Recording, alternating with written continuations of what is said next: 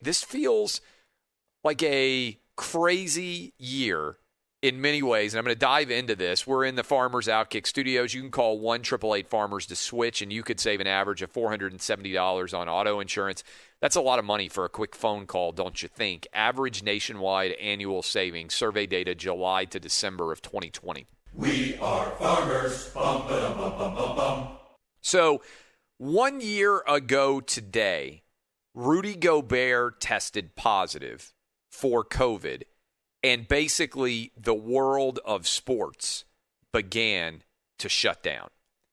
And you remember, and I think you will be talking about with your kids, maybe even your grandkids in the years ahead, as there will likely be a ton of documentaries that are done. You remember what it was like as all of the conference basketball tournaments started to end and guys were legitimately being pulled off of the court as they were getting ready to play, or in the case of some games, during halftime, where they just came in and said, hey, this game is over. That's what happened in the Big East. They got the first half in, and then they shut it down for the second half.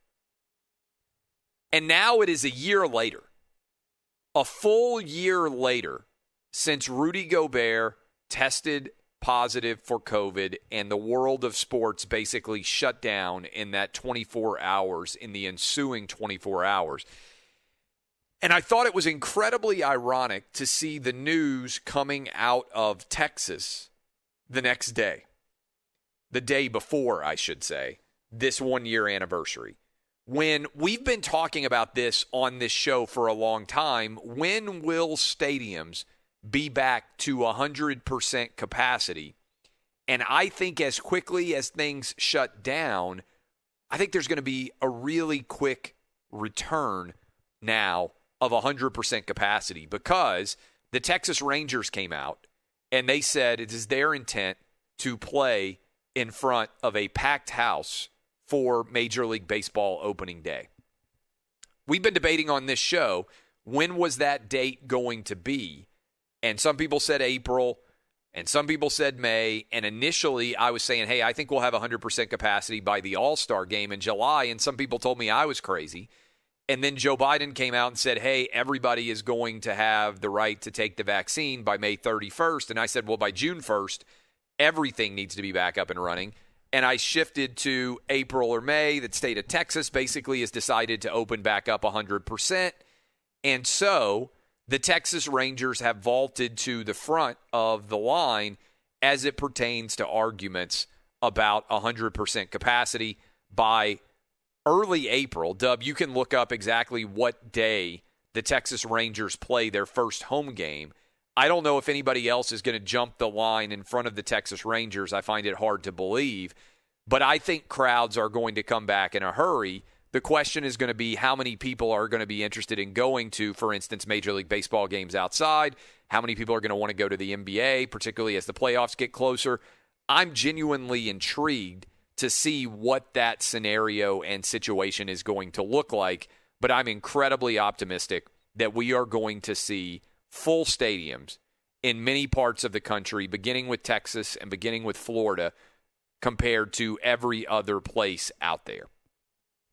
And as a part of that, the Dallas Cowboys, in announcing Dak Prescott yesterday, came out and said that they are going to be having 100% capacity in the Dallas Cowboys Stadium as well. We'll talk a little bit more about that press conference with Jerry Jones and Dak Prescott.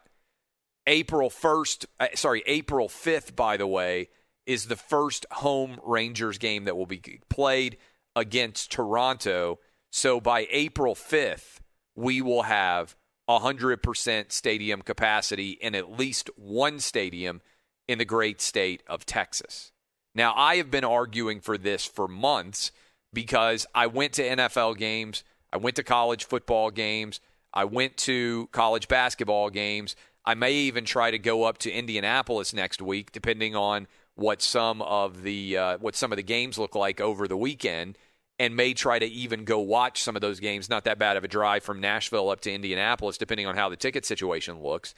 I may even be going up and watching some NCAA tournament games next weekend.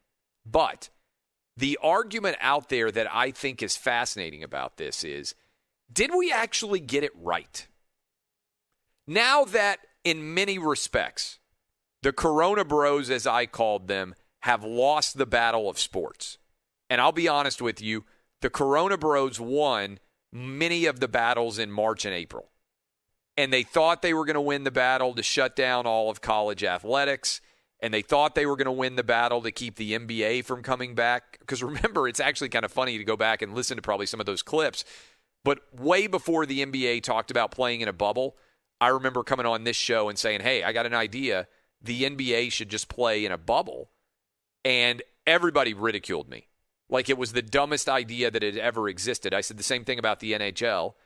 I said they could just take over a college campus that had been abandoned or a place where they could set up security. I suggested Las Vegas as a potential destination with all the hotels there and all the basketball courts and facilities. They ended up going to Disney World, which is a really good solution, I think.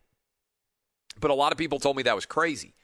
I think now the question that is going to start to be asked more and more in the months and the years ahead is, let's look back, just like we would in any game that takes place. What do we always say? Hindsight's 20/20. Your team wins, you go back and you look at the game and you say, boy, that was really a bad play call. If we hadn't turned the ball over there, boy, if we had scored on that drive, if the ref hadn't called goaltending on that play, if we hadn't pulled our goalie a little bit early, all of this different Monday morning quarterbacking, so to speak, the hindsight, an analysis of games that took place in order to try to figure out why did we lose, how do we win next time, all of that takes place. I think now the next step of looking at all these decisions is going to be made, and I think sports did a decent job getting back. But I think in retrospect, there was no actual reason to shut down sports for more than about 2 weeks. And some of you out there are like, oh my God, how would you ever say that, Clay? Well, the answer is because they told us that we had 15 days to slow the spread, and it's still a year later. And a lot of people out there listening to me right now, your kids still aren't in school. Your job may not exist anymore. Your favorite restaurant or your favorite bar may have had to close down. There certainly have been a lot of people get ill and die, but none of those factors have applied to young athletes. And in fact, if you look at the data, and this is something that almost no one talks about, the NBA playing outside of a bubble this year, COVID has been far more prevalent now than it was in July, August, September, and October when they played inside the bubble last year. In other words, the NBA started their season in a world where COVID was far more common.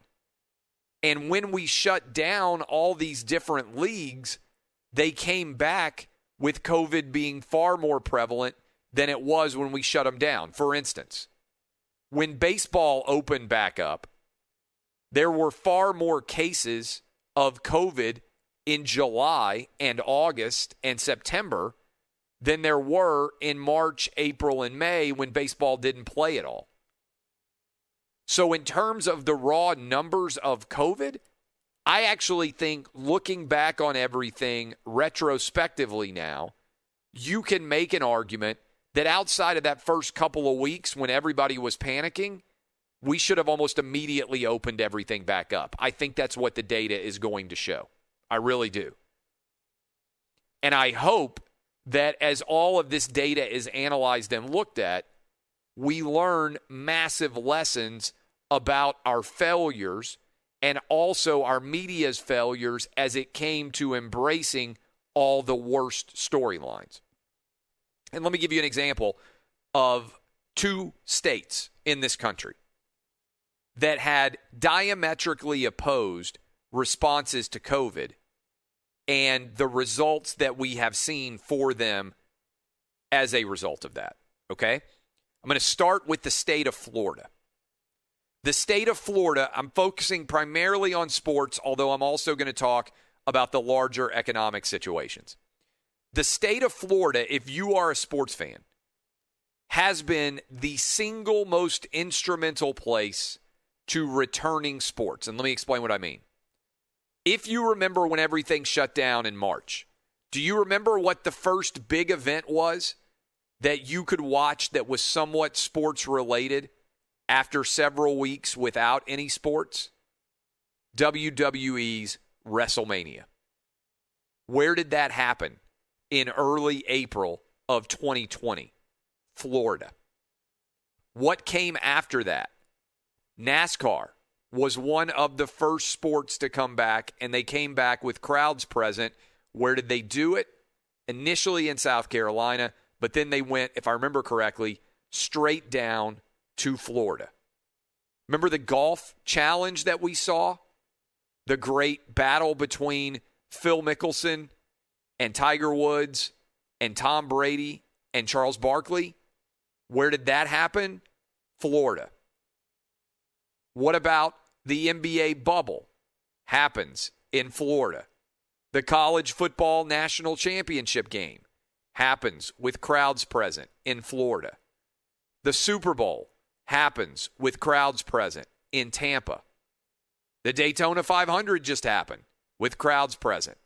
All of these events, if you go back and rewrite and restudy everything that happened in the world of sports, the state of Florida, also the state of Texas, but the state of Florida more so than any place else, was the most instrumental in returning sports to our national entertainment pastime. State that has restricted things more than anywhere else. By the way, state of Florida also opens all of their schools. If your kids are in public school in Florida, they had an option to go. They also, in the state of Florida, opened up all of their amusement parks, Disney World, SeaWorld, Universal Studios, all of them opened up by July of last year. All of these things are happening. The beaches are all open. The parks are all open. I told you, I haven't hidden any of my actions throughout the entirety of this crazy pandemic. We were here talking with you every single day. I moved my family down to Florida for the month of May. We hung out at the beaches. They were all open. Florida, more so than any big state in the country, has stayed open. The state that has actually shut down more so than I believe any state in the country, many of you are listening to me right now in that state, California. Gavin Newsom, all sorts of draconian lockdown rules. San Francisco 49ers, they have to move to Arizona to finish their season. No fans allowed for any events. The Pac-12 can't even play until freaking November. They get left behind by the ACC, the SEC, the Big 12. No one is in school in California in big numbers unless you're fortunate enough to be able to afford private school, as many, by the way, of the lockdown politicians are.